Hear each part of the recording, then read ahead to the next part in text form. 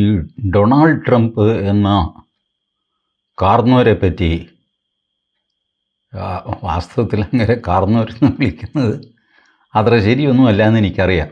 പിന്നെ ഞാനിങ്ങനെ അബ്യൂസീവായിട്ടുള്ള ഭാഷയൊന്നും ഉപയോഗിച്ച് ശീലമുള്ള ആളല്ല. അതുകൊണ്ട് കുറച്ചൊരു നാടൻ മര്യാദ വേണമല്ലോ എന്ന് വിചാരിച്ചിട്ടാണ് ഞാൻ കാർന്നവരെന്ന് റെഫർ ചെയ്യുന്നത്. ഈ മനുഷ്യനെ കൊണ്ട് വാസ്തവത്തിൽ തോറ്റു കേട്ടോ. ഇങ്ങേരെ പറ്റി ഉടനെ ഒന്നും ഇനി വീഡിയോ ചെയ്യുന്നില്ല എന്ന് ഞാൻ വിചാരിച്ചതാണ്. കാരണം തുടരെ ഈ വിഷയത്തിൽ വീഡിയോ ചെയ്യുന്നത് കാണുന്നവർക്കും വളരെ മുഷിച്ചിലുണ്ടാകും. പക്ഷെ ചില കാര്യങ്ങളൊക്കെ പറയാതെ വയ്യ. ഇപ്പോൾ അവിടുത്തെ അമേരിക്ക സമയത്ത് ഏത് സമയത്താണ് ഇങ്ങനെ ഇത് ചെയ്തതെന്ന് എനിക്കറിയില്ല. ഒരു ഉദാഹരണമായിട്ട് നമുക്ക് രാവിലെ, ഉച്ചയ്ക്ക്, വൈകുന്നേരം എന്നെടുക്കാം. രാവിലെ ട്രംപ് ട്രൂത്ത് സോഷ്യലിൽ പോസ്റ്റ് ചെയ്യുന്നു, it seems that India and Russia has gone to the darkest and deepest China.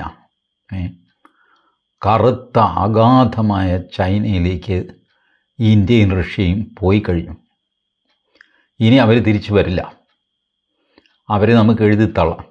ഭയങ്കര നിരാശയുടെ സ്വരത്തിലാണത് എഴുതിയിരിക്കുന്നത്.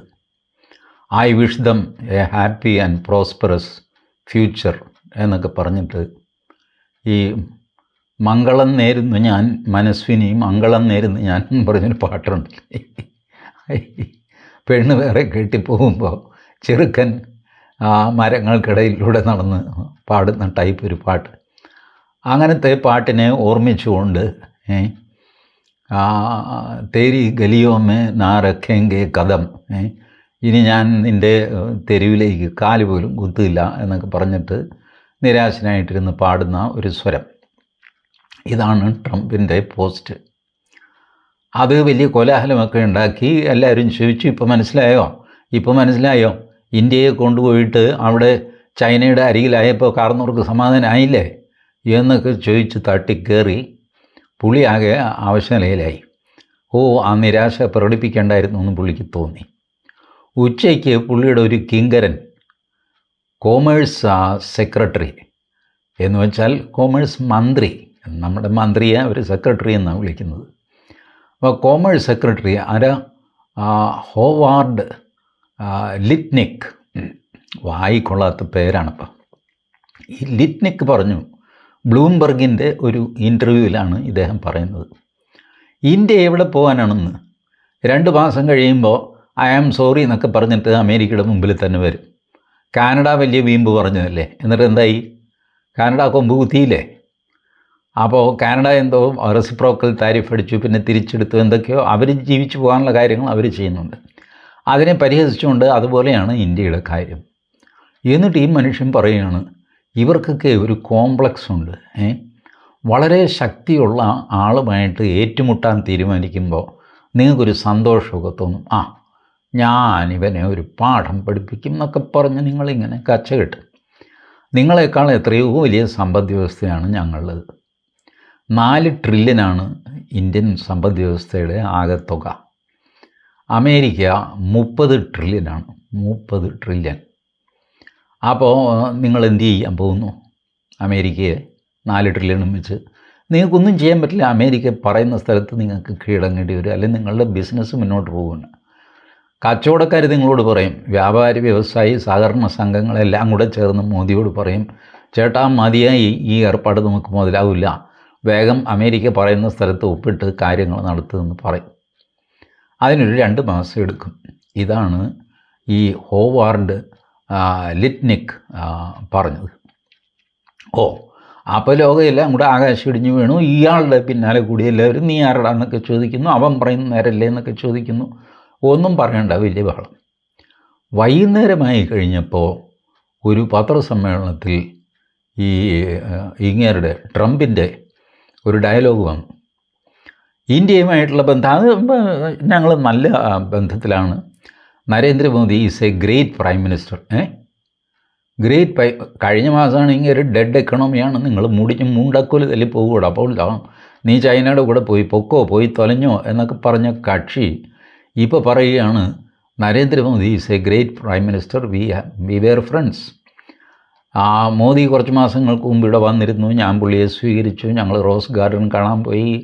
പുള്ളി എനിക്ക് വൈറ്റ് ഹൗസിൻ്റെ മാർബിളിൽ തീർത്ത ഒരു ശില്പം സമ്മാനിച്ചു, അത് ഭയങ്കര ഭംഗിയായിരുന്നു അതിനെന്നൊക്കെ പറഞ്ഞിട്ട് പുള്ളി മോദിയെ അങ്ങോട്ട് പൊക്കി അടിച്ചു. എന്നിട്ട് പറഞ്ഞു, ഈ അടുത്ത കാലത്തെ ചില്ലറ ചെയ്തികൾ എനിക്ക് പിടിച്ചിട്ടില്ല, അതുകൊണ്ട് ഞാനൊരു അതൃപ്തിയൊക്കെ പ്രകടിപ്പിച്ചു.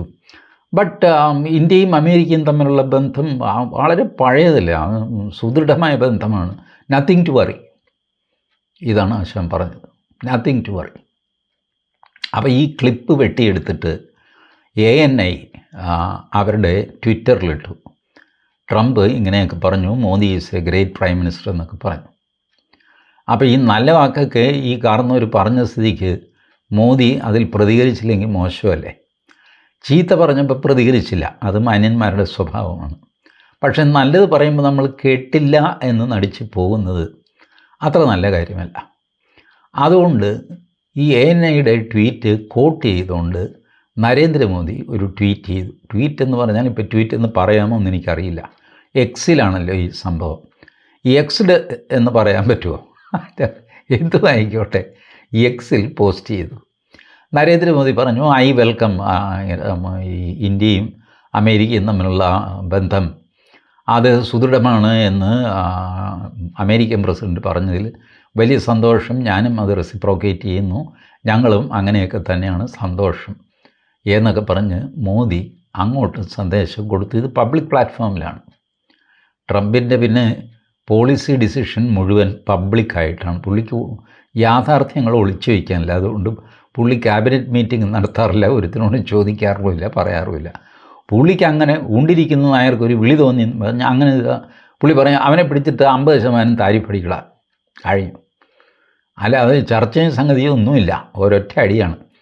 പിറ്റേ ദിവസം രാവിലെ പുള്ളിക്ക് അയ്യോ അത് ഇച്ചിരി കൂടിപ്പോയല്ലോ എന്ന് തോന്നുമ്പോൾ അത് മാറ്റി 20% മതി. ഇങ്ങനെയാണ് പുള്ളിയുടെ പോക്ക്. എല്ലാ പോളിസിയും പുള്ളി തീരുമാനിക്കുന്നത് അങ്ങനെയാണ്. ബട്ട് ഇങ്ങനെ ഉള്ളപ്പോൾ പോലും ഇങ്ങേര് ഇൻകൺസിസ്റ്റൻ്റാണ്, ഭ്രാന്തനാണ്, മോദി എന്തിനാണ് ഇതിനോട് പ്രതികരിക്കാൻ പോയത്, മിണ്ടരുത്, അയാൾ എന്താണെന്ന് വെച്ചാൽ ചെയ്യട്ടെ എന്നൊക്കെ പറഞ്ഞ് ഇന്ത്യയിൽ ഒരു വിഭാഗം വാദിക്കുന്നു. അവരൊക്കെ വലിയ വിദഗ്ധന്മാരും സാമ്പത്തിക ശാസ്ത്രജ്ഞന്മാർ, സാമൂഹ്യ ശാസ്ത്രജ്ഞന്മാർ, അമേരിക്കയിൽ താമസിച്ച് തഴക്കവും പഴക്കവും വന്നവർ, ഇവരൊക്കെയാണ് പറയുന്നത് അയാൾ പോകാൻ അയാൾ എന്ത് ചെയ്യാനാണെന്നൊക്കെ പറയുന്നതൊക്കെ കൊള്ളാം. ബട്ട് ചൈനയുടെ കൂടെ നമ്മളൊന്ന് SCOയിൽ മോദി ഒന്ന് പോയി അവിടെ സംസാരിച്ചു. പുടിനും മോദിയും ഷീ ജിൻപിങ്ങും 3 പേരും ചേർന്നില്ല പല രീതിയിലുള്ള ഫോട്ടോസും വീഡിയോസൊക്കെ പുറത്തു വന്നു. അതിൻ്റെ ഒരു വിഷമം ട്രംപിനുണ്ട് എന്ന് വെച്ചോ. അതുകൊണ്ടാണ് പുള്ളി എല്ലാം പോയി നല്ല കാര്യം, നന്നായി വാ എന്നൊക്കെ പറഞ്ഞ് അനുഗ്രഹിച്ച് നിരാശരാവാൻ കാര്യതാണ്. ഇതിനെ വിമർശിക്കുന്ന ആളുകളും ഭാരതത്തിനുള്ളിലുണ്ട്. അവർ ഈ അമേരിക്കയുമായിട്ടുള്ള ബന്ധം വഷളായതിൽ ഖേദമുള്ളവരുണ്ട്, ഇങ്ങനെയല്ല അത് ഡീൽ ചെയ്യേണ്ടിയിരുന്നത് എന്ന് പറയുന്നവരുണ്ട്, അമേരിക്കയോട് പോകാൻ പറ എന്ന് പറയുന്നവരുണ്ട്. ചൈനയുമായിട്ട് ഇങ്ങനെയല്ല ഡീൽ ചെയ്യേണ്ടത്, ചൈന ഭൂലോകത്തൊരപ്പനാണ്, കള്ളനാണ്, കുടിച്ച പച്ച വെള്ളത്തിന് വിശ്വസിക്കാൻ പറ്റാത്തവനാണ് എന്ന് പറയുന്ന ആൾക്കാരുണ്ട്. അല്ലെ, ഇപ്പോൾ അമേരിക്ക ഇങ്ങനെ ഉടക്കി നിൽക്കുമ്പോൾ നമുക്ക് ആരെങ്കിലും വേണ്ടേ, നമ്മുടെ കച്ചവടം നടക്കണ്ടേ? അപ്പോൾ അതുകൊണ്ട് തൽക്കാലം ചൈനയുമായിട്ട് കൂട്ടുകൂടുന്നതിൽ തെറ്റില്ല എന്ന് വാദിക്കുന്നവരുണ്ട്. ഇതിൽ ഈ അമേരിക്കൻ പക്ഷപാതികളെ ഒന്ന് സമാധാനിപ്പിക്കാൻ വേണ്ടിയിട്ടാണ് മോദി ട്രംപിൻ്റെ നല്ല വാക്കുകൾക്ക് പ്രതികരിച്ചത് എന്ന് ഞാൻ കരുതുന്നു. കാരണം മോദിയെ സംബന്ധിച്ചിടത്തോളം എല്ലാം ഭാരതീയരാണ്, എല്ലാവരും ഭാരതീയരാണ്. എല്ലാവർക്കും അവരവരുടേതായ ആശയങ്ങളുണ്ട്. അതെല്ലാം വെച്ചിട്ട് ഫോറിൻ പോളിസി നമുക്ക് തീരുമാനിക്കാൻ പറ്റില്ല. പക്ഷേ ഒരു പൊതു ആശ്വാസം അവർക്കും കിട്ടണം, എതിർപ്പ് പറയുന്നവർക്കും ഉണ്ടാവണം. അമേരിക്കയിലുള്ള ഇന്ത്യക്കാരുടെ സ്ഥിതി നമുക്കൊന്ന് ആലോചിച്ച് നോക്കാം. ഈ ട്രംപ് ആൻറ്റി ഇമിഗ്രേഷൻ എന്നൊക്കെ പറഞ്ഞിട്ട് വല്ലാതെ ഇന്ത്യൻസിനെ ടാർഗറ്റ് ചെയ്യുന്നുണ്ട്. സ്ട്രിക്ട്ലി ട്രംപിൻ്റെ ഇമിഗ്രേഷൻ ആക്ട് അനുസരിച്ച് ഇന്ത്യക്കാർ പുറത്താകുകയൊന്നുമില്ല, ആസ് ഓൺ ഡേറ്റ് പുറത്താകുകയൊന്നുമില്ല എന്ന് വിവരമുള്ളവർ പറയുന്നു. പക്ഷേ അവിടെ താമസിക്കുന്നവർക്ക് ഒരു പരിഭ്രാന്തിയുണ്ട്. കാരണം ഇങ്ങേരിത് കടുപ്പിച്ച് കൊണ്ടുവരികയാണ്. മാത്രമല്ല ട്രംപിൻ്റെ മാഗ ടീമുണ്ടല്ലോ, മേക്ക് അമേരിക്ക ഗ്രേറ്റ് അഗെയിൻ എന്നുള്ള ടീം, അത് കൂടുതലും ഇവാഞ്ചലിസ്റ്റുകളൊക്കെയാണ്, റാങ്ക് ഇവാഞ്ചലിസ്റ്റുകളൊക്കെ. അവർക്കൊക്കെ ഒരു ഇന്ത്യ വിരോധം, ഇന്ത്യക്കാരോടുള്ള വിരോധം ഒക്കെ ഉള്ളിലുള്ളവരാണ്. അതുകൊണ്ട് ഇവന്മാരെയൊക്കെ ഇവിടെ നിന്ന് പുറത്താക്കണം. ഇവരെന്താ, ഇവരാണ് നമ്മുടെ കമ്പനികളൊക്കെ ഭരിക്കുന്നത്, സുന്ദർ പിച്ചൈ, ഇവനെ കാറായി പിച്ചക്കാരനൊക്കെ പിടിച്ച് പുറത്താക്കി ഇവനെയൊക്കെ എന്ന് പറയുന്ന ടൈപ്പ് ആളുകളുടെ എണ്ണം കുറവൊന്നുമല്ല അമേരിക്കയിൽ. ട്രംപ് ആണെങ്കിൽ പറഞ്ഞു, ഞാൻ H1B വിസ ക്യാൻസൽ ചെയ്യും, F1 വിസ എന്തോ വിദ്യാർത്ഥികളുടെ അത് ക്യാൻസൽ ചെയ്യും, എല്ലാത്തിനെയും പറപ്പിക്കും ഞാൻ എന്നൊക്കെ പറഞ്ഞ് ഇടയ്ക്കിടയ്ക്ക് പറയുകയും ചെയ്യുന്നുണ്ട്. അപ്പോൾ അവിടെയുള്ള ലക്ഷക്കണക്കായ ഭാരതീയരുടെ ഉള്ളിൽ ഉണ്ടാകുന്ന പരിഭ്രമം എത്രയെന്ന് ആലോചിച്ച് നോക്കുക. അവർ പല കാരണങ്ങൾ കൊണ്ടും അമേരിക്കയിലേക്ക് പോയി അവിടെ കുടിയേറി. കുറേ പേര് അവിടുത്തെ പൗരന്മാരാണ്, കുറേ പേര് ഈ പറഞ്ഞ H1B വിസയിൽ നിൽക്കുന്നു, ചിലർക്ക് അതുപോലും ഇല്ല. അപ്പോൾ പ്രോസസ്സിലാണ് പലരും, അതും 10, 15, 20, 25 ഒക്കെ വർഷമായവർ. ഇത് കൂടാതെ അമേരിക്കൻ സിറ്റിസണായിട്ട് മാറി സിറ്റിസൺഷിപ്പ് കിട്ടി അമേരിക്കൻ പാസ്പോർട്ടും ഒക്കെ ആയിട്ട് കഴിയുന്ന ഇന്ത്യക്കാരുമുണ്ട്. 2, 3 തലമുറകളായവരുണ്ട്, അതിൽ കൂടുതൽ തലമുറകളായവരുണ്ട്, ഇങ്ങനെയൊക്കെ ഉള്ളവരുണ്ട്. അപ്പോൾ ഇവരുടെയൊക്കെ ഉള്ളിൽ ഈ ട്രംപ് ഓരോന്ന് പറഞ്ഞു കഴിയുമ്പോൾ ഇവരുടെ അകവാൾ വെട്ടിപ്പോവും. അച്ഛൻ അമേരിക്കയിൽ നിൽക്കട്ടെ, മകനെ തിരിച്ചു വിടാൻ പോവുകയാണെന്ന് പറഞ്ഞാൽ ഈ അവന് മലയാളം അറിയാമല്ല, ഹിന്ദി അറിയാമല്ല, അവൻ തനി അമേരിക്കക്കാരനായിട്ട് മാറിയില്ലേ അവിടെ. അവനെ പിടിച്ച് പുറത്താക്കുമെന്ന് പറഞ്ഞാൽ എന്തു ചെയ്യും? അമേരിക്കയിൽ ജനിച്ചു എന്നുള്ളത് കൊണ്ട് അമേരിക്കൻ പൗരത്വം കിട്ടുന്ന ഒരു സ്ഥിതി ഉണ്ടായിരുന്നു. ഇപ്പോൾ ട്രംപ് പറയുന്നത് അങ്ങനെയൊന്നുമില്ല, അമേരിക്കയിൽ ജനിച്ച് ഇന്ത്യക്കാരൻ വന്ന് അമേരിക്കയെ പ്രസവിച്ചു എന്ന് പറഞ്ഞാൽ അങ്ങനെ പ്രസവിച്ച് പൗരനാകുന്ന കലാപരിപാടി വേണ്ട. എന്തു ചെയ്യും? എന്നാൽ ചിലരൊക്കെ ഈ പഴുത് ഉപയോഗിച്ചിട്ടില്ലേ ഉണ്ട്. ഭാര്യയും കൊണ്ട് അമേരിക്കയിലേക്ക് പോവുക, അവിടെ വെച്ച് പ്രസവിപ്പിക്കുക. അപ്പോൾ ഈ കൊച്ച് അമേരിക്കനാകും, ആണോ പെണ്ണോ അമേരിക്കക്കാരനോ കാരിയോ ആകും. എന്നിട്ട് അച്ഛനും അമ്മയ്ക്കും വേണമെങ്കിൽ തിരിച്ചു പോരാം. ഇവൾ അമേരിക്കക്കാരനെ കെട്ടുകയോ കെട്ടാതിരിക്കുകയോ ചെയ്ത് അവിടെ എന്താണെന്ന് വെച്ചാൽ ചൊറിഞ്ഞെന്ന് നടന്നോളും. ഇങ്ങനെയൊക്കെ ചെയ്യുന്ന ആൾക്കാരുമുണ്ട്. ഇതുമൊക്കെ ട്രംപിനറിയാം. പക്ഷേ ഇതിൻ്റെ പരിണതഫലമുണ്ടല്ലോ, ഭാരതം സഹിക്കേണ്ടി വരും. ഇല്ലേ? നമുക്ക് ഇവരെ കുറ്റം പറയാം, നിങ്ങളെന്തിനാ അവിടെ പോയി, ഇപ്പോൾ മനസ്സിലായല്ലോ, അമേരിക്കയിൽ പോയിട്ട് കിട്ടിയില്ലേ സ്വർഗരാജ്യം എന്നൊക്കെ പറഞ്ഞ് പരിഹസിക്കാം. പക്ഷേ ഇത്രയും പേര് നമുക്കെന്ത് ചെയ്യാൻ പറ്റും? നന്നായിട്ട് അവിടെ അന്തസ്സായിട്ട് ജീവിച്ചു വന്ന മനുഷ്യർ പെട്ടെന്നൊരു ദിവസം ഇറങ്ങിപ്പോടാന്ന് പറഞ്ഞാൽ അവരെങ്ങോട്ട് പോകും? അവർ ഭാരതത്തിൽ നിന്ന് വേര് പറിച്ചിട്ട് കാലം കുറേ ആയി. അമേരിക്കയിൽ തന്നെ ഒരു അയ്യപ്പ ക്ഷേത്രവും മുരുകക്ഷേത്രവും ഒക്കെ പണിഞ്ഞ് അങ്ങനെ അവരങ്ങ് കഴിയുകയാണ്. മനസ്സിലായോ? ഇത് തന്നെ നമ്മുടെ ഭാരതം എന്നുള്ള മട്ടിൽ അവർ കഴിയുന്നു, ആർക്കും ശല്യമൊന്നും ചെയ്യുന്നൊന്നുമില്ല. ഇങ്ങനെയുള്ളവനെ പറഞ്ഞ് ഇന്ത്യയിലേക്ക് വിട്ട് കഴിഞ്ഞാൽ ഇവിടെ വന്നു കഴിഞ്ഞാൽ ഇവർക്ക് എന്ത് പണിയാണെന്നേ അറിയാവുന്നത്, പറമ്പ് കളയ്ക്കാൻ പോവുക. അപ്പോൾ ഇതൊക്കെ വലിയ ദൂരവ്യാപകമായ പ്രത്യാഘാതം ഉണ്ടാക്കുന്ന പരിപാടിയാണ്. അതുകൊണ്ട് അമേരിക്കയുമായിട്ടുള്ള ബന്ധവും നമുക്ക് നോർമലൈസ് ചെയ്തേ പറ്റുള്ളൂ.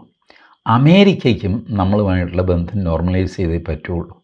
140-150 കോടി ജനങ്ങളടങ്ങിയ ഒരു മാർക്കറ്റ് വേണ്ടാന്ന് വയ്ക്കാൻ അമേരിക്കയ്ക്ക് സാധിക്കുമോ? സാധിക്കില്ല. ലോകത്ത് ഒരു രാജ്യത്തിനും സാധിക്കില്ല. മാത്രമല്ല, ചൈനയ്ക്ക് അടുത്ത് കിടക്കുന്ന വലിയൊരു ശക്തമായ രാജ്യം അതാണ് ഭാരതം. ആ ഭാരതത്തെ അമേരിക്കയിൽ നിന്ന് അകറ്റി കുത്തി മാറ്റി ചൈനയുടെ ക്യാമ്പിൽ എത്തിക്കുക എന്ന് പറഞ്ഞാൽ അമേരിക്കയ്ക്ക് മുതലാകുന്ന കാര്യമാണോ? ചൈനയെ കൊണ്ട് തന്നെ അമേരിക്കയ്ക്ക് ഉറക്കം വരുന്നില്ല. അപ്പോഴാണ് ഭാരതവും കൂടെ അക്കൂട്ടത്തിൽ കൂടുന്നത്. വെനിസുലയിൽ പോയി ഡൊണാൾഡ് ട്രംപ് ചൊറിഞ്ഞു. ഞാൻ നിങ്ങളോടൊരു വീഡിയോയിൽ പറഞ്ഞതാണല്ലോ, അവിടെ കപ്പൽ, യുദ്ധവിമാനം, മിസൈൽ ഇപ്പോൾ തകർത്ത് കളയണോ അതിനെ എന്നൊക്കെ പറഞ്ഞിട്ട് അവിടെ പോയപ്പോൾ ആ ചേട്ടൻ ഇതിലും വലിയ മിടുക്കനാണ്. പുള്ളി ഇന്നലെ ഒരു പത്രസമ്മേളനം നടത്തിയിട്ട് ഒരു മൊബൈൽ പൊക്കി കാണിച്ചു. എന്നിട്ട് പറഞ്ഞു, ഡൊണാൾഡ് ട്രംപ് ചൈന തന്ന മൊബൈലാണ്, ഇത് നിങ്ങൾക്ക് ഹാക്ക് ചെയ്യാൻ സാധ്യമല്ല. അതെന്തോ ഹുവാവേ അങ്ങനൊരു കമ്പനിയില്ലേ ചൈനീസ്, ഈ ചൈനീസ് കമ്പനിയുടെ ഹാർഡ്വെയറും സോഫ്റ്റ്വെയറും ഒക്കെയാണ്, ഇത് ഹാക്ക് ചെയ്യാൻ ഭൂമിയിൽ ആര് വിചാരിച്ചാലും സാധിക്കില്ല. അതുകൊണ്ട് എനിക്ക് ആരോടും സംസാരിക്കാം, എല്ലാം പരമരഹസ്യമായിരിക്കും, താൻ എന്നെ ഇല്ല. ഇതാണ് ഈ വെനിസുലയുടെ മഹാരാജാവ്, പുള്ളി അവിടുത്തെ ഏകാധിപതിയാണ്. അപ്പോൾ പുള്ളി കൊടുത്ത മെസ്സേജ് ഇതാണ്. അപ്പോൾ അതും ട്രംപിനൊരു ക്ഷീണമായി. അമേരിക്കയേക്കാൾ എത്രയോ ചെറിയ സ്ഥലമാണ് വെനിസുല. അവരുടെ കയ്യിൽ എണ്ണയുണ്ട്, പക്ഷേ ഈ സാങ്ഷൻസും സംഗതിയൊക്കെ കൊണ്ട് എണ്ണ മുഴുവൻ അവർക്ക് കുഴിച്ചെടുക്കാൻ പറ്റുന്നില്ല. ലോകത്തുള്ള എണ്ണയുടെ 17% വെനിസ്വേലയിലാണെന്നാണ് കണക്ക്. ഇങ്ങനെയൊക്കെ നിൽക്കുന്നു വെനിസ്വേലയുടെ കാര്യം. ചുരുക്കി പറഞ്ഞാൽ ട്രംപ് കൈവയ്ക്കുന്നിടത്തൊന്നും ഗുണം പിടിക്കുന്നില്ല. ഇസ്രായേൽ ഹമാസ് പുള്ളി പറഞ്ഞതെന്താ, ഗാസ ഞാൻ ടൂറിസ്റ്റ് റിസോർട്ടാക്കാൻ പോവുകയാണെന്ന് പറഞ്ഞല്ലേ, വല്ലതും നടന്നോ? അവിടെ ഇപ്പോഴും മരണം, ഒടുങ്ങാതെ വെടിയും പുകയും, എനിക്കറിയാമല്ല എന്തൊരടിയാണ് അവിടെ നടക്കുന്നത്. ഇന്നും ഞാൻ കണ്ടു, നിന്ന നിപ്പിൽ വലിയൊരു ബിൽഡിംഗ് അങ്ങോട്ട് നിലം പൊത്തുന്നു. നമ്മളെ നെട്ടൂർ ഫ്ലാറ്റൊക്കെ പൊട്ടിച്ച് താഴെ ഇട്ടില്ലേ, നിന്ന നിപ്പിലിങ്ങനെ താഴത്തേക്ക് ഇംപ്ലോഷൻ എന്ന് പറയും. ഈ ഇതുപോലെ പൊട്ടിപ്പൊളിഞ്ഞു. ആകെ 4-5 കെട്ടുകയേ ഉള്ളൂ, ബാക്കി മുഴുവൻ ഏകദേശം മരുഭൂമിയായി അവിടെ. ട്രംപിന് ഒരു ചുക്കും ചെയ്യാൻ പറ്റുന്നില്ല. പുള്ളി അധികാരത്തിൽ വന്നാൽ അപ്പം തന്നെ പുള്ളി തീർക്കാൻ വെച്ച 2 യുദ്ധങ്ങളാണ് ഇസ്രായേൽ ഹമാസ് യുദ്ധവും പിന്നെ റഷ്യ യുക്രൈൻ യുദ്ധവും. ഇസ്രായേൽ ഹമാസ് അങ്ങനെ കിടക്കുന്നു. റഷ്യ യുക്രൈൻ 1 ഇഞ്ച് മുന്നോട്ട് പോകുന്നില്ല. പുള്ളി അലാസ്കയിൽ പുട്ടിനെ വിളിച്ച് ചായയും പരിപ്പൂടെയൊക്കെ കൊടുത്ത് സന്തോഷമായിട്ടൊക്കെ പിരിഞ്ഞതല്ലാതെ 1 ഇഞ്ച് സംഗതി മുന്നോട്ട് പോകുന്നില്ല. അപ്പോഴാണ് യൂറോപ്യന്മാരെല്ലാം കൂടെ പറഞ്ഞു, ഞങ്ങൾ സെലൻസ്കിയെ ഞങ്ങൾ സഹായിക്കും, വേണമെങ്കിൽ ഞങ്ങളുടെ പട്ടാളക്കാരെ അവിടെ ഇടാം, ഒരു സീസ് ഫയർ വരട്ടെ, ആ സീസ് ഫയർ നോക്കാനും സീസ് ഫയറിന് ശേഷം സെലൻസ്കിയെ പരിപാലിക്കാനും ഞങ്ങളുടെ സൈന്യത്തെ അയക്കാം. പുടിൻ പറഞ്ഞു, ഈ പ്രദേശത്ത് ഇതിൻ്റെ 7 അയൽവക്കത്ത് യൂറോപ്പിൻ്റെ ഒരു പട്ടാളക്കാരൻ വന്നു കഴിഞ്ഞാൽ അവൻ എൻ്റെ ടാർഗറ്റാണ് എന്ന് ഞാൻ തീരുമാനിക്കും, തീർത്ത് കളയും ഞാൻ. ഒരെണ്ണ ഇങ്ങോട്ട് അടുക്കരുത്, തീർക്കും ഞാൻ സകലതിനെയും. സംഗതി ശരിയാണെന്നേ. യുക്രൈനിൽ നിന്ന് നോക്കിക്കഴിഞ്ഞാൽ ജർമ്മനി വരെ കാണാം, രാജ്യങ്ങൾ എത്ര കിടക്കുന്നു അവിടെ. അപ്പോൾ ഈ പറഞ്ഞ പോളണ്ട്, ഫിൻലൻഡ്, ഇത് ചെറിയ രാജ്യങ്ങൾ, ഇതെല്ലാം കൂടെ റഷ്യ അങ്ങോട്ട് ആക്രമിച്ചെന്ന് വെച്ചോ, എന്ത് ചെയ്യും ഇവർ? അമേരിക്ക എന്താ ആറ്റം ബോംബ് എടുത്ത് തലയിലിടുമോ? അതൊന്നും നടക്കുന്ന കേസൊന്നുമല്ല. അപ്പോൾ പുടിൻ വളരെ ചിരിച്ചും മനോഹരമായിട്ട് സിവിലൈസ്ഡായിട്ടൊക്കെ സംസാരിക്കുകയൊക്കെ ചെയ്യുമെങ്കിലും അസാമാന്യമായ നിശ്ചയദാർഢ്യമുള്ള മനുഷ്യനാണ്. അങ്ങേര് വെച്ച കാലം പുറകോട്ടെടുക്കാൻ പോകുന്നില്ല. പിന്നെ എങ്ങനെയാണ് യുക്രൈൻ യുദ്ധം തീരുക? ട്രംപാണെങ്കിൽ പറയുന്നത് ഇന്ത്യക്ക് താരിഫ് അടിച്ച് കൂട്ടുന്തോറും യുക്രൈൻ യുദ്ധം തീരാനുള്ള സാധ്യത കൂടിക്കൂടി വരും. എൻ്റെ ദൈവമേ, എനിക്കറിയില്ല ഇനിയിപ്പോൾ എങ്ങനെയാണ് ഈ മനുഷ്യൻ. നാട്ടുകാരെല്ലാം ഇങ്ങനോട് പറഞ്ഞു, കാരണം അവരെ ഇത് വെറുതെയാണ്, ഇന്ത്യക്കതിൽ പങ്കൊന്നുമില്ല, ഇന്ത്യ എണ്ണ വാങ്ങിയത് നിർത്തിയെന്ന് വെച്ചോ, യുദ്ധം നിൽക്കുമോ? നിൽക്കാൻ പോണില്ലല്ലോ. ഇന്ത്യ യുക്രൈനിന് ഡീസൽ കൊടുക്കുന്നുണ്ട്, ഉണ്ടല്ലോ, ഏറ്റവും അധികം. അവരുടെ ലാർജസ്റ്റ് സിംഗിൾ പർച്ചേസ് അവർ നടത്തുന്നത് ഇന്ത്യയിൽ നിന്നാണ്, യുക്രൈൻ. ആ ഡീസൽ വെച്ചിട്ടാണ് അവൻ യുദ്ധം നടത്തുന്നത്. അപ്പോൾ യുദ്ധത്തെ സഹായിക്കുന്നത് ആരാ? പോട്ടെ, യുക്രൈന് ആയുധം കൊടുക്കുന്നത് ആരാണ്? യൂറോപ്പും അമേരിക്കയൊക്കെ അല്ലേ. മിസൈലും ടാങ്കും മിസൈൽ വേധ ടാങ്കുകളും എന്ന് വേണ്ട വഴിയെ പോയ സാധനങ്ങൾ മുഴുവൻ, ചെറിയ വെടിയുണ്ട അടക്കം ഈ യൂറോപ്യന്മാരും അമേരിക്കയല്ലേ കൊടുക്കുന്നത്. അത് യുദ്ധത്തെ സഹായിക്കലല്ലേ. അത് നിർത്തിയാൽ യുദ്ധം അടുത്ത നിമിഷം നിൽക്കുമല്ലോ. ആയുധമില്ലാതെ എന്ത് യുദ്ധം? അപ്പോൾ അതുകൊണ്ട് അമേരിക്ക ഇങ്ങനെ ചെയ്യുന്നത് ശരിയല്ല എന്ന് എല്ലാവരും പറയുന്നു. ഇന്ത്യയുടെ പുറത്ത് ഏൽപ്പിച്ച താരിഫ്, അത് മാത്രമല്ല മറ്റ് രാജ്യങ്ങളിലെ പുറത്ത് മൊത്തം താരിഫ് സുപ്രീം കോടതിയിൽ ചലഞ്ച് ചെയ്തിരിക്കുകയാണ്. അമേരിക്കൻ സുപ്രീം കോടതിയിൽ ട്രംപിൻ്റെ ആൾക്കാർ സത്യവാങ്മൂലം കൊടുത്തിട്ടുണ്ട്. അതിൽ ആദ്യമായിട്ട് അമേരിക്കൻ സുപ്രീം കോടതിയിൽ ഇന്ത്യയുടെ പേര് വന്നു. ട്രംപ് ഈ ന്യായം സുപ്രീം കോടതിയിൽ എഴുതി കൊടുത്തിരിക്കുകയാണ്. ഈ ഇന്ത്യക്ക് ഞാൻ താരിഫ് അടിച്ചില്ലെങ്കിൽ ഈ യുദ്ധം ഇങ്ങനെ മുന്നോട്ട് പോകും, അത് അമേരിക്കയുടെ സെക്യൂരിറ്റിയെ ബാധിക്കുന്ന കാര്യമാണ്. അമേരിക്കയുടെ സെക്യൂരിറ്റിയെ ബാധിക്കുന്ന കാര്യം നടക്കുന്നതിനാൽ അമേരിക്കയിൽ ഒരു എമർജൻസി നിലവിലുണ്ട്. എമർജൻസി ഉള്ളതിനാൽ പ്രസിഡൻറ്റിന് എമർജൻസി പവേഴ്സും ഉണ്ട്. ആ പവേഴ്സാണ് ഞാൻ ഉപയോഗിച്ചത്, ഇതിൽ കോടതി ഇടപെടരുത്. ഇതാണ് ട്രംപിൻ്റെ വാദത്തിൻ്റെ രത്നച്ചുരുക്കം. അവിടുത്തെ സുപ്രീം കോടതി എന്ന് പറഞ്ഞു കഴിഞ്ഞാൽ ഭൂരിപക്ഷവും റിപ്പബ്ലിക്കൻ ആൾക്കാരാണ്, ട്രംപിൻ്റെ പാർട്ടിക്കാരാണ്. 2-3 ജഡ്ജിമാർ ഇവരും ഉണ്ട്, ഡെമോക്രാറ്റ്സും ഉണ്ട്, 5-6 പേര് റിപ്പബ്ലിക്കനും ഉണ്ട്. ഇപ്പോൾ റിപ്പബ്ലിക്കൻ പാർട്ടിയുടെ പ്രസിഡൻ്റായ ഡൊണാൾഡ് ട്രംപിനെ സുപ്രീം കോടതി സഹായിക്കാനാണ് സാധ്യത. അതിനുള്ള എന്തെങ്കിലും വകുപ്പ് ചട്ടമൊക്കെ കണ്ടുപിടിച്ചിട്ട് അവർ ജഡ്ജ്മെൻ്റ് എഴുതി കൈ കൊടുക്കും, ധൈര്യമായിട്ട് താരിഫ് അടിച്ചോ എന്ന് പറയും. അത്യപൂർവമായിട്ട് വിട്ടുപിഴച്ച് അവരുടെ നീതിബോധമൊക്കെ നിൽക്കുകയാണെങ്കിൽ ആകെ ഇതിനകത്തൊരു ടെക്നിക്കൽ സംഗതിയുള്ളത് ഈ കോൺഗ്രസ്സിനാണ്, അമേരിക്കൻ കോൺഗ്രസ്സിനാണ് സാമ്പത്തിക കാര്യങ്ങളിലെ അവസാന തീരുമാനം എടുക്കാനുള്ള അധികാരം. അപ്പോൾ താരിഫ് ഒരു സാമ്പത്തിക പ്രവൃത്തി ആയതിനാൽ ആ താരിഫ് പാസ്സാക്കേണ്ടതും ചുമത്തേണ്ടതും ഒക്കെ കോൺഗ്രസ്സാണ്. പ്രസിഡൻറ്റിന് ഒറ്റയ്ക്കത് സാധ്യമല്ല. നമ്മുടെ ഇവിടെ പറയുന്ന പോലെ പാർലമെൻറ്റിൻ്റെ അധികാരമാണ്, പ്രധാനമന്ത്രിക്ക് അല്ല അധികാരം എന്നൊക്കെ പറയുമല്ലോ. അപ്പോൾ പാർലമെൻറ്റിൻ്റെ അനുമതിയോടെ മാത്രമേ പ്രധാനമന്ത്രിക്ക് ചെയ്യാൻ പറ്റുള്ളൂ. ഇതുപോലെ കോൺഗ്രസിൻ്റെ അനുമതിയോടെ വേണം ട്രംപ് ഇത് ചെയ്യാൻ. കോൺഗ്രസ്സിൽ ഒരു വേഫർ തിൻ മെജോറിറ്റിയാണ് ഇങ്ങർക്കുള്ളത്, ട്രംപിനുള്ളത്. അതുകൊണ്ട് ചിലപ്പോൾ അവിടെ തോറ്റുപോയെന്ന് വരും. അതുകൊണ്ടാണ് ട്രംപ് എമർജൻസി അധികാരമാണെന്നൊക്കെ പറഞ്ഞിട്ട് ഇത് ഉപയോഗിക്കുന്നത്. ഏതായാലും സുപ്രീം കോടതി സപ്പോർട്ട് ചെയ്തില്ല എന്ന് വെച്ചോ, അപ്പോൾ ട്രംപ് പോക്കറ്റിൽ നിന്ന് വേറെ ഏതെങ്കിലും ആയുധമെടുത്തിട്ട് അങ്ങേര് ഇത് മുന്നോട്ട് കൊണ്ടുപോകും. അമേരിക്കൻ പ്രസിഡൻറ്റിന് അങ്ങനത്തെ ചില അധികാരങ്ങളൊക്കെ ഉണ്ട്. ജനറലി സുപ്രീം കോടതി പ്രസിഡൻറ്റുമായിട്ടൊരു കോൺഫ്ലിക്റ്റിലൊന്നും പോകാറുമില്ല. അതുകൊണ്ട് ട്രംപിന് അനുകൂലമായൊരു വിധിയായിരിക്കും വരുന്നത്. ഇനി ആ വിധി ട്രംപിന് അനുകൂലമല്ലെങ്കിലും ട്രംപ് വൈൽഡായിട്ട് വേറെ ഏതെങ്കിലുമൊക്കെ രീതിക്ക് ഈ താരിഫ് അടിക്കും എന്നുള്ളതാണ് ഇപ്പോഴത്തെ സ്ഥിതി. അതേസമയം നമ്മളുടെ നെഗോസിയേഷൻ മുന്നോട്ട് പോകുന്നുണ്ട്. 26 ഐറ്റങ്ങളായിട്ട് 26 സബ്ജക്റ്റുകളായിട്ട് തിരിച്ച് 26 ടീം ഡിസ്കഷൻ നടത്തിക്കൊണ്ടിരിക്കുന്നു. 26 ടീമും ഒരുമിച്ചല്ല കേട്ടോ, മാറി മാറി സൗകര്യം പോലെ ഇങ്ങനെ ഡിസ്കസ് ചെയ്തുകൊണ്ടിരിക്കുന്നു. എങ്ങനെയെങ്കിലും പീയൂഷ് ഗോയൽ പറഞ്ഞ പോലെ 100 ദിവസത്തിനകം ഈ കലാപരിപാടി, ഈ താരിഫിൻ്റെ കൺഫ്യൂഷൻ അവസാനിപ്പിക്കും എന്ന് വിചാരിക്കുന്നു. ബട്ട് ഇതൊക്കെ ഇരിക്കുമ്പോഴും ട്രംപ്, ഞാൻ ഈ ചെയ്യുന്ന വീഡിയോ എഡിറ്റ് ചെയ്ത് നിങ്ങൾ കണ്ടു വരുമ്പോഴത്തേക്ക് ട്രംപ് ചിലപ്പോൾ അടുത്ത ബോംബിട്ട് കാണും. അതോടെ ഞാൻ ഈ വീഡിയോയിൽ പറഞ്ഞ കാര്യങ്ങൾ മുഴുവൻ അപ്രസക്തമാകുകയും വേറൊരു ദിശയിലേക്ക് കാര്യങ്ങൾ പോയി എന്നും വരാം. എനിക്കതിനെന്ത് ചെയ്യാൻ പറ്റും ട്രംപ് ഇങ്ങനെയൊക്കെ പെരുമാറിക്കഴിഞ്ഞാൽ? അതുകൊണ്ടാണ് ഞാൻ പറഞ്ഞത്, ഈ കാർന്നവരെ കൊണ്ട് മനുഷ്യനും അതിയെ ശല്യമായിട്ട് മാറി, വലിയ ശല്യമായിട്ട് മാറി, ദുരിതമായിട്ട് മാറി. ആരെങ്കിലും അമേരിക്കയിൽ ബുദ്ധിയുള്ള ആരെങ്കിലും ഒക്കെ ഉണ്ടല്ലോ, അവർക്ക് പറയാമല്ലോ, എൻ്റെ പോന് ചേട്ടാ 2 ദിവസമൊന്നും മിണ്ടാതിരിക്കുക, 50% താരിഫ് അടിച്ചല്ലോ, അടിച്ചു. ഇന്ത്യ അവരുടെ പാട്ടിന് ചൈനയുടെ കൂടെ പോയല്ലോ, പോയി. ഇനിയിപ്പോൾ അത് വിട്, നിങ്ങൾ മിണ്ടണ്ട, അത് പിന്നെയും ചൊറിഞ്ഞുകൊണ്ടിരിക്കുന്നത് എന്തിനാ? എന്ത് കാര്യം?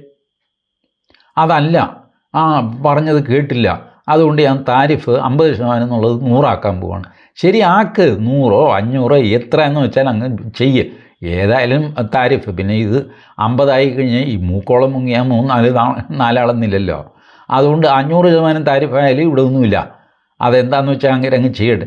അങ്ങേര് ഈ ഡെയിലി ഇങ്ങനെ ഈ വാചകമടിക്കുകയും തൻ്റെ ട്രൂത്ത് സോഷ്യലിൽ പോസ്റ്റ് ചെയ്യുകയും ഈ കലാപരിപാടി നിർത്തിയാൽ തന്നെ മനുഷ്യന് പകുതി തലയ്ക്ക് സമാധാനം കിട്ടും. അതല്ലെങ്കിൽ വീണ്ടും ട്രംപിനെ പറ്റി എനിക്ക് വീഡിയോ ചെയ്യേണ്ടി വരും. അതുകൊണ്ട് അമേരിക്കൻ പ്രസിഡൻറ്റ് മഹാനായ ഡൊണാൾഡ് ട്രംപിനോട് എനിക്ക് വിനീതമായി അഭ്യർത്ഥിക്കാനുള്ളത്, ദൈവത്തെ ഓർത്ത് അങ്ങ് വാ തുറക്കാതെ ഒരാഴ്ച ഇരിക്കണം. ഞങ്ങളിവിടെ നേരെ ചൊവ്വേ ഒന്ന് ജീവിച്ചു പോട്ടെ. താരിഫ് എത്രയാണെന്ന് വെച്ചാൽ 50 500 5000 എന്താണെന്ന് വെച്ചാൽ അടിച്ച് തീർക്ക്. എന്നിട്ടൊന്നും മിണ്ടാതിരും, മനുഷ്യന് സ്വൈര്യം കിട്ടട്ടെ. Thank you.